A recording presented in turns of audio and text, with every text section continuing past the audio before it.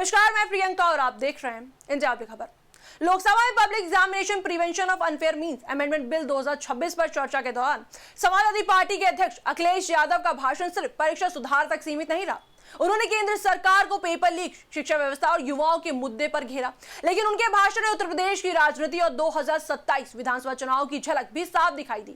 युवाओं के आंदोलन से लेकर शिक्षा मंत्री के इस्तीफे, यूपी की भर्ती परीक्षाओं, सरकारी स्कूलों और रोजगार तक कई ऐसे मुद्दे उठाए गए जिन्हें राजनीतिक जानकार आने वाले विधानसभा चुनाव की रणनीति से जोड़कर देख रहे हैं। ऐसे में सवाल उठ रहा है कि क्या संसद में बिल पर हुई बहस के जरिए अखिलेश यादव ने 2027 के चुनावी एजेंडे की शुरुआत कर दी है। दरअसल संसद के मॉनसून सत्र में बिल पर चर्चा के दौरान अखिलेश यादव ने केंद्र सरकार पर तीखा हमला बोला।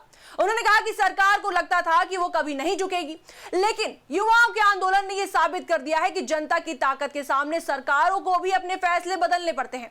उन्होंने कहा कि आंदोलन के दौरान पूरे देश में एक नारा गूंजा, झुकाने वाला चाहिए, सरकार भी झुकती है। उनके मुताबिक युवाओं की एकजुटता ने सरकार को अपनी मांगों पर विचार करने के लिए मजबूर कर दिया। अखिलेश यादव ने तंज कसते हुए कहा कि छात्रों की पहली मांग संबंधित मंत्री के इस्तीफे की थी। उन्होंने कहा कि सरकार ने मंत्री को हटाकर प्रधानमंत्री को राजनीतिक नुकसान से बचाने की कोशिश की। उन्होंने यह भी कहा कि मंत्री के पद छोड़ने के बाद जिस तरह उनका स्वागत किया गया उस पर उन्हें कोई आपत्ति नहीं है, लेकिन इससे यह साफ जरूर हो गया है कि सरकार ने बड़े राजनीतिक संकट को टालने का प्रयास किया है।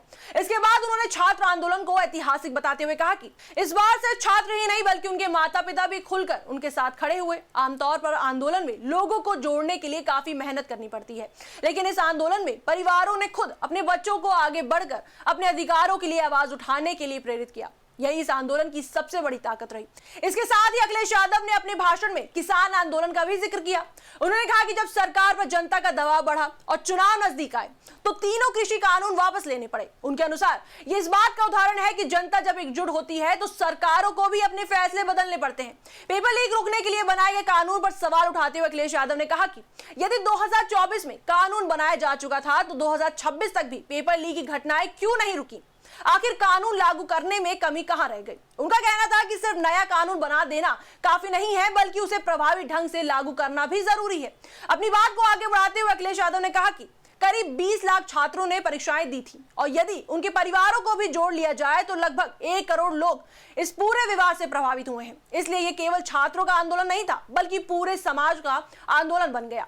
उन्होंने आरोप लगाया कि सरकार कानून बनाने का दावा तो करती है, लेकिन इसके बावजूद लगातार परीक्षाओं के प्रश्न पत्र लीक होते रहे। अपने भाषण में उन्होंने उत्तर प्रदेश की कई भर्ती और बोर्ड परीक्षाओं का भी जिक्र किया। उन्होंने दरोगा भर्ती, जूनियर इंजीनियर भर्ती, ग्राम विकास अधिकारी भर्ती, नलकूप चालक भर्ती, यूपी टीईटी, हाई स्कूल और इंटरमीडिएट बोर्ड परीक्षा, सिपाही भर्ती, लेखपाल भर्ती और सहायक प्रोफेसर भर्ती जैसी परीक्षाओं का उल्लेख करते हुए कहा कि इन सभी में विवाद सामने आए हैं। उन्होंने ये भी कहा कि नीट परीक्षा भी कानून बनने के बाद लीक हुई है। राष्ट्रीय परीक्षा एजेंसी यानी कि एनटीए के कामकाज पर भी उन्होंने सवाल उठाए।